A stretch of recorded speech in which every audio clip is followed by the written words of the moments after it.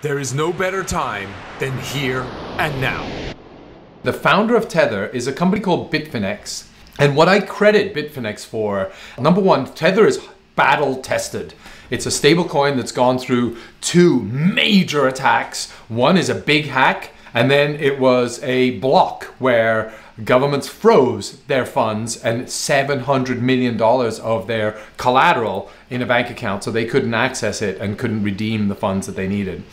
Twice, they used crypto engineering and creative capital financing in order to turn that around. The BFX token was the first one, where they issued a creative token at 20 cents on the dollar to recover a $70 million hack. And remember, $70 million at that time was a huge amount. And so they were very creative in terms of how they did it. And they had courage to be able to go about doing that.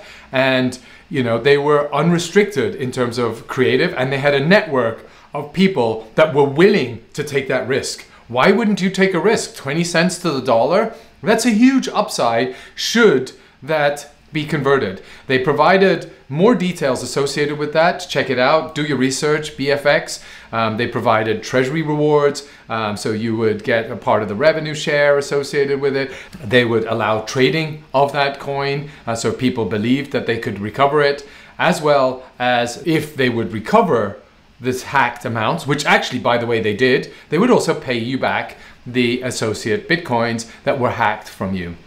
And so that is one creative way of engineering. The other one was they issued a Leo token, which is another token when the 700 to 800 million were locked away in a government vault or in a bank account and was frozen because of the government had required them to not allow them to transfer those funds out into another account.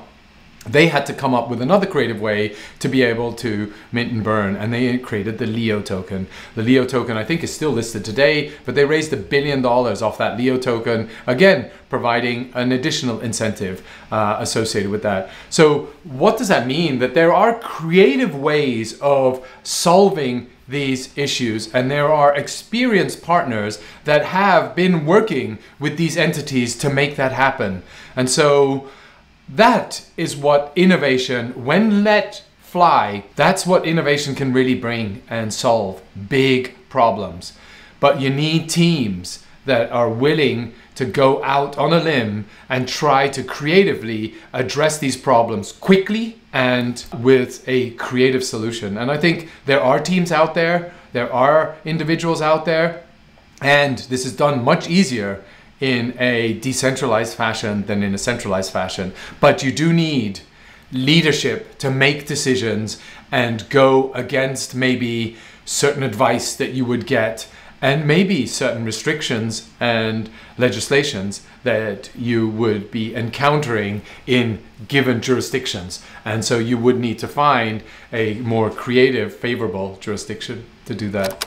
In the news a lot today is Celsius, but also CoinFlex has been in the news, Pre-AC. We've had all these different companies come into the news.